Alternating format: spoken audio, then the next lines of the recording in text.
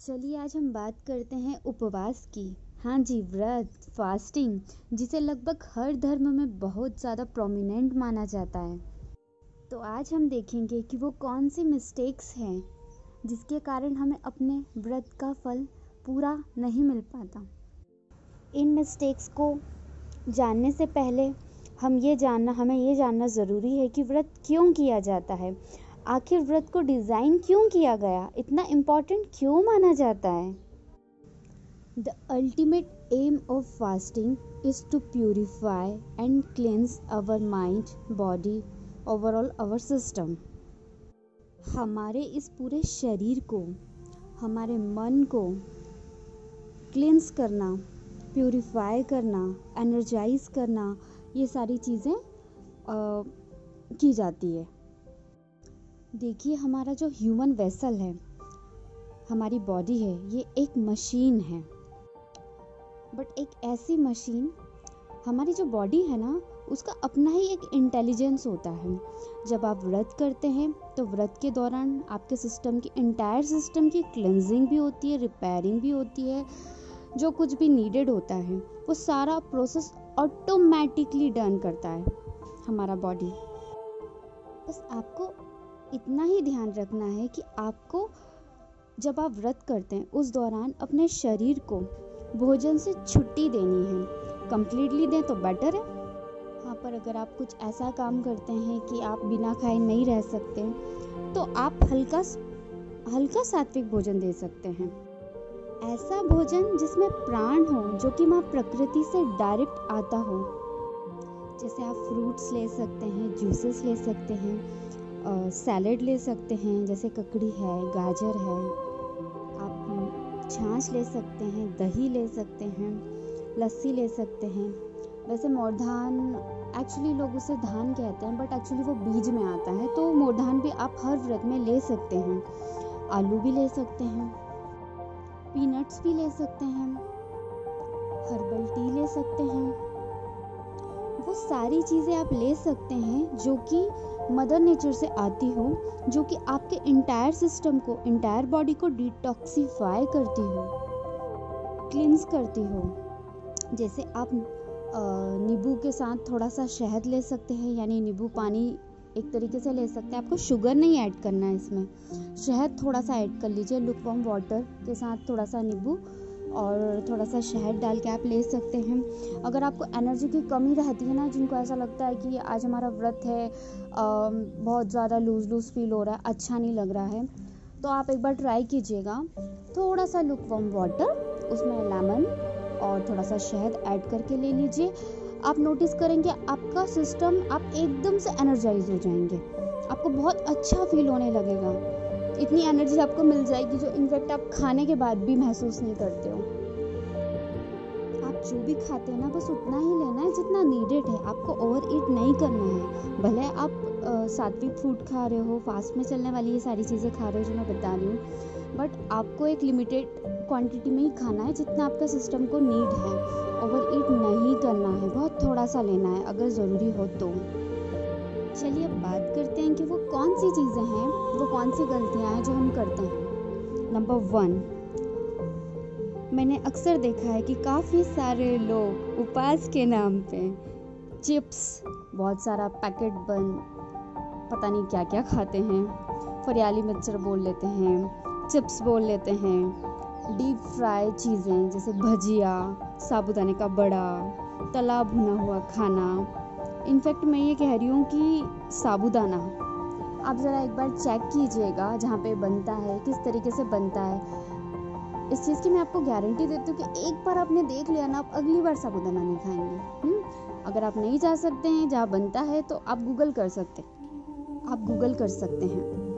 तो आपको बहुत ज़्यादा ऑयली चीज़ें नहीं खाना है। अगर आप कुछ चीज़ प्रिपेयर कर रहे हैं अपने लिए तो याद रखिए उसमें ना ऑयल की जगहों पे आप घी का यूज़ कीजिए, और घी भी बहुत थोड़ा सा, जितना नीडेड है। हाँ, बट अगर आपके पास घी नहीं है या आप नहीं अवेलेबल है या किसी कारणवश आप यूज़ नहीं कर सकते तो आप ऑयल यूज़ कर सकते हैं, बट याद रहे बहुत थोड़ा सा। आपको चाय नहीं लेनी है, दूध वाली चाय की बात कर रही हूँ, या हर्बल टी ले सकते हैं आप, पर दूध वाली चाय नहीं लेनी है। कॉफ़ी नहीं लेना है, ज़्यादा मिर्च नहीं लेना है, लहसुन, प्याज, जो भी नशीली चीज़ें होती है, नर्वस स्टिमुलेंट्स, हींग, पीनट्स और आलू, ये डीप फ्राई करके बिल्कुल भी नहीं लेना चाहिए। ठीक है, मैंने देखा है काफ़ी सारे लोग आलू काट के उसे डीप फ्राई करते हैं और बहुत सारे जैसे दाने वगैरह होते हैं अपने मूंगफली के, उसको डीप फ्राई करके उसको यूज़ करते हैं व्रत में। ये आपको बिल्कुल भी यूज़ नहीं करना है। काफ़ी सारे लोग तो मैंने ये देखा है कि व्रत की पुड़ियाँ, अरे भाई मतलब हद हो गई है, पूड़ी डीप फ्राई करके खाते हैं। साबूदाने का बड़ा बोल दो, भजिया बोल दो, न जाने कौन कौन सी डिशेस इन्होंने बना डाली है उपवास के नाम पे। सारा ऑयल फैमिली का फूड, राइट। ये सारी चीज़ें आपको बिल्कुल भी नहीं लेना चाहिए, क्योंकि ये सारा जो मैंने भी आपको बताई है कुछ चीज़ें, ये सारा ना नेगेटिव प्राण के अंदर आता है। आयुर्वेद में और हमारे योग में जो खाना है उसको विटामिन्स और मिनरल्स में नहीं डिवाइड किया जाता है, उनको पॉजिटिव प्राण, नेगेटिव प्राण और ज़ीरो प्राण फॉर्म में डिवाइड किया जाता है। आपको व्रत के दौरान नेगेटिव प्राणिक भोजन बिल्कुल भी नहीं लेना है। ऐसा भोजन जो पैकेट बंद होता है, ठीक है, वो बिल्कुल भी नहीं लेना है। आपको पॉजिटिव प्राणिक भोजन ही लेना है, सात्विक भोजन ही लेना है। देखिए, जो नेगेटिव प्राणिक भोजन होता है, जो भी मैंने बताए हैं आपको, ये सारी चीज़ें जिनका भी मैंने बताया था ये चीज़ें नहीं लेना है। ये सारी चीज़ें क्यों नहीं लेना है आपको? इसलिए नहीं लेना है क्योंकि जो नेगेटिव प्राणिक भोजन होता है ना, ये आपकी जीवन शक्ति को कम करता है। प्लस आपके व्रत के टाइम पे जो प्यूरिफिकेशन बॉडी में चल रहा होता है, माइंड और बॉडी के लेवल पर, इंटायर बॉडी में, आपके सिस्टम में जो भी क्लिनजिंग प्रोसेस चल रहा होता है, तो बॉडी को रेस्ट चाहिए होता है ताकि वो अपनी पूरी एनर्जी को अपनी प्रोसेस में यूज़ करे। बट आप ऊपर से फूड डाल देते हैं तो वो चीज़ नहीं हो पाता है प्रॉपर, कि इंटायर बॉडी की क्लिनजिंग नहीं हो पाती है प्रॉपर। अगर आप ये सारी चीज़ें ले रहे हैं व्रत में, तो आप ये याद रखिए कि आपकी बॉडी के अंदर, आपके सिस्टम में जो भी प्रोसेस चल रहा है उसके आप खिलाफ काम कर रहे हो, उसमें रुकावट वाला काम कर रहे हो। सारी चीज़ें ना आपकी क्लिनजिंग प्रोसेस के खिलाफ काम करती है और आपको आपके व्रत का जो रिजल्ट मिलना चाहिए, आपको वो पूरा रिजल्ट नहीं मिल पाता है। और फिर अगर आप इतना सब कुछ खा के व्रत कर रहे हैं तो आई थिंक इससे बेटर है कि उपवास ना ही करें तो बेटर है। इससे बेटर है कि अपना जो भी घर में खाना बनता है वही थोड़ा बहुत खा ले, वो अच्छा रिजल्ट देगा। बट अगर उपवास के नाम पे आप बहुत सारा खा रहे हो और ये सारा जंक फूड खा रहे हैं, तो मैं आपको पहले ही कह देती हूँ कि आपको आपके व्रत का किसी भी लेवल पर कोई रिजल्ट नहीं मिलेगा। देखिए, मैंने पहले भी कहा था कि हमारी जो बॉडी है उसका अपना इंटेलिजेंस होता है। अगर जिस तरीके से मैंने भी आपको गाइड किया, अगर आप इस तरीके से व्रत करते हैं तो आपकी जो बॉडी, माइंड या इंटायर सिस्टम का जो भी प्रोसेस होता है, जो भी purification process, cleansing process, repairing या बॉडी को जो भी नीडेड वर्क लगता है, वो सारा काम बॉडी ऑटोमेटिकली डन कर देगी, बस आप उसको डिस्टर्ब ना करें तो, ठीक है। और अगर आप इस तरीके से व्रत करेंगे तभी आपको आपकी फास्टिंग का हर एक लेवल पर, बॉडी, माइंड, सोल, हर एक लेवल पर बेस्ट रिजल्ट मिलेगा। देखिए, व्रत के दौरान ना डोनेशन को भी बहुत ज़्यादा महत्व दिया जाता है। दान ये एक प्रकार का सत्कर्म है, ठीक है, जो कि आपको फ्यूचर में गुड रिजल्ट्स लेकर आएगा। देखिए, जब आप किसी गरीब को खाना खिलाते हैं, ठीक है, तो वो आपको बदले में क्या देता है? बहुत सारा प्यार, बहुत सारी दुआएं। देखिए, जो आप दुआएं रिसीव करते हैं ना, उसमें बहुत ताकत होती है। वो आपने सुना ही होगा कि जब दवा काम नहीं करती है ना, तब दुआएं असर दिखाती हैं। तो आप अपने व्रत के दौरान गरीबों को या जो भी नीडी लोग हैं उनको भोजन प्रोवाइड कीजिए। वहाँ से आपको बहुत सारी ब्लेसिंग्स रिसीव होगी। आप चाहें तो गाय को भी खिला सकते हैं, ठीक है। देखिए, व्रत का एक और पहलू ये है कि जैसे मान लो अपन एकादशी के व्रत को लेती हूँ मैं यहाँ पे आपको समझाने के लिए। देखिए, आपने सुना होगा कि व्रत करना चाहिए, मंदिर जाना चाहिए, पूजा करना चाहिए, आप जिस भी गॉड को मानते हैं उनका आशीर्वाद लेना चाहिए और स्पेशली मंत्रास चैंटिंग करना चाहिए। आपने कभी सोचा है कि उपवास के दौरान ही क्यों ये डोनेशन, ये सब कुछ, ये व्रत, ये मंत्र, ये मंदिर जाना उसी दिन इतना इम्पोर्टेंट क्यों माना जाता है? The reason behind is that क्योंकि जब आप खाली पेट होते हो ना, उस टाइम पे आपका बॉडी, माइंड, एंटायर सिस्टम ज़्यादा रिसीविंग मोड में होता है ना। और जब आप ज़्यादा रिसीविंग मोड में हो, और अगर आप मंत्रा चैंट कर रहे हो, आप मंदिर जा रहे हो, आप डिवाइन का आशीर्वाद ले रहे हो, डिवाइन की वो जो प्राण प्रतिष्ठित प्रतिमा है उसको आप टच कर रहे हो अपने हाथों से, उसका पूजन कर रहे हो, वहाँ का जो जल है, वहाँ का जो प्रसाद है वो सब इंटेक करते हो, वहाँ की जो शुद्ध वायु, देखो वायु तो हर जगह की शुद्ध होती है नेचर में, बट जहाँ पर मूर्तियाँ होती है, प्राण प्रतिष्ठित मूर्तियाँ, जब वो वायु उस मूर्ति को, वहाँ का जो एरिया है प्राण प्रतिष्ठित, उसको जब टच करती हुई, आपको छूते हुए यानी मूर्ति को टच करते हुए आपको जब छूती है, ये अपने आप में एक बहुत बड़ी ब्लेसिंग होती है जो डायरेक्ट डिवाइन के थ्रू हमें प्रोवाइड की जाती है, या ये बोलूँ एक तरीके का शक्तिपात होता है जो कि परमात्मा के थ्रू हम रिसीव करते हैं। देखिए, अगर आप में से किसी ने कोई गुरु दीक्षा वगैरह ले रखी है, कोई क्रिया वगैरह जानते हैं, तो बिल्कुल आप इस दौरान कीजिए। वो भी आप प्राणायाम ज़रूर कीजिए, आप पानी बहुत ज़्यादा पीजिए व्रत के दौरान, ये हेल्पफुल होता है।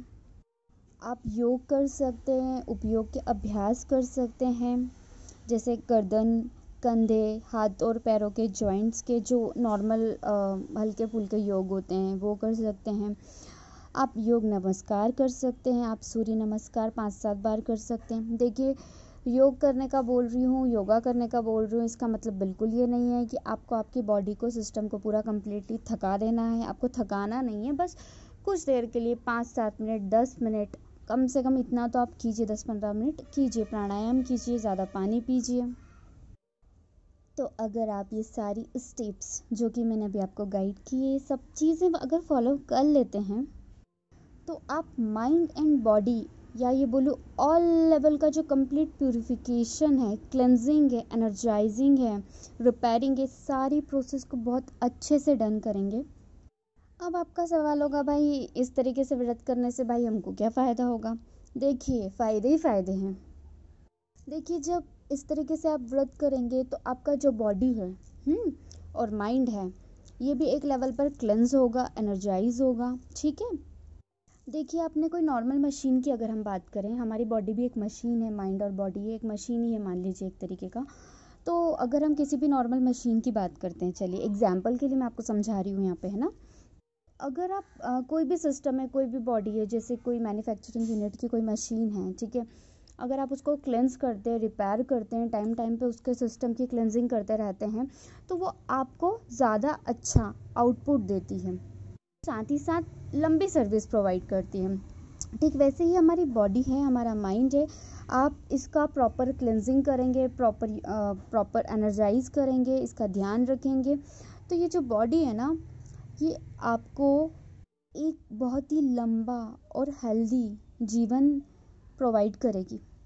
आप एक बहुत ही लॉन्ग एंड हेल्दी लाइफ जिएंगे, और आपकी बॉडी भी प्रॉपर वर्क करेगी विदाउट एनी बीमारी और पेन। क्या आप जानते हैं कि जब हम खाना नहीं खाते हैं, एक दिन के लिए छुट्टी पे होते हैं भोजन से, तो हमारे जो सिस्टम के अंदर जो भी बैक्टीरियाज होते हैं, देखिए अगर आप भोजन दे रहे हैं तो वो भोजन को खाते हैं, ठीक है, और आप अगर भोजन नहीं प्रोवाइड कर रहे होते हैं तो जो हार्मफुल बैक्टीरियाज होते हैं, स्पेशली जो कैंसर जैसी बीमारियां भी पैदा करते हैं, जब उनको भोजन नहीं मिलता है ना, तो वो आपस में एक दूसरे को ही खा जाते हैं। तो काफ़ी लेवल पर इस चीज़ पे भी आपको मतलब बेनिफिट मिलता है। आप समझ रहे हैं मैं क्या कह रही हूँ। मंत्रास, चैंटिंग, ये सारा आपको ना पीस प्रोवाइड करती है, और जब आपका mind and body complete relaxation, complete peace में होता है ना, तो ज़्यादा अच्छा काम करता है। आप जो भी काम करते हैं, खाना बनाते हैं, जो भी वर्क करते हैं आपकी भौतिक जगत में, जो भी नौकरी वगैरह, जो भी XYZ, तो आपको अच्छा रिजल्ट मिलेगा, आपका माइंड बॉडी अच्छा सर्विस प्रोवाइड करेगा आपको।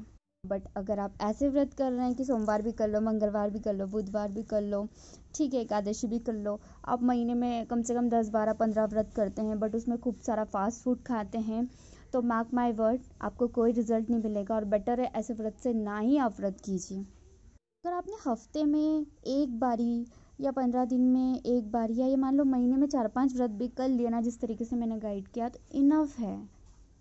इस तरीके से जब जब आप व्रत करेंगे ना, तो आपकी physical body, mental body, emotional body, energy body और कई स्तर पर आपकी क्लेंजिंग होगी, आपकी हीलिंग होगी, आपको काफ़ी सारे एक्टिवेशंस भी प्रोवाइड होंगे। यही सारी चीज़ें थी कि हमारे यहाँ पे व्रत इतना प्रोमिनेंट माना जाता है। देखिए, अगर आपका कोई सवाल हो इस टॉपिक से रिलेटेड तो आप ना कमेंट सेक्शन बॉक्स में ज़रूर टाइप कीजिएगा। मुझे अगर ऑथेंटिक लगेगा तो मैं आपको ज़रूर रिप्लाई करूँगी या फिर किसी नेक्स्ट वीडियो में आपके उस क्वेश्चन को कवर करने की कोशिश करूँगी। Thank you so much. Lots of love and blessings to all.